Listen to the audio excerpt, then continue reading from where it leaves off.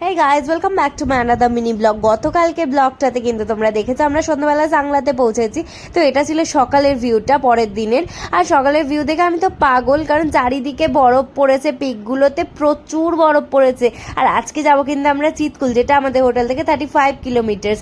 তো তার জন্য আমি ড্রেস ফ্রেস জুতো টুতো পরে একদম রেডি, কারণ এক্সপেক্টেড ছিল প্রচুর বরফ পাবো। তো গিয়ে তো সত্যি অনেক বরফ পেয়েছি, দেখতেই পাচ্ছ চারিদিকটা সাদা সাদা আর সাদা। আর আকাশের রং নীল, গাছের রং সবুজ, আর গাছে বরফ পড়ে আছে, যা লাগছে না কম্বিনেশনটা, জাস্ট লাইক এ ওয়াও।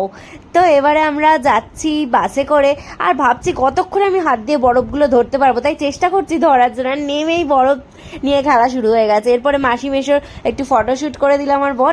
আচ্ছা, দেখে মনে হচ্ছিল না 90s-এর হিরো হিরোইন। এরপরে একটু বরফ নিয়ে খেলা করলাম, আর তারপর চলে গেলাম বাসপা রিভার সাইডে। এই অপূর্ব সৌন্দর্য ভাষায় হয়তো বর্ণনা করা যায় না। ব্লগটা কেমন লাগলো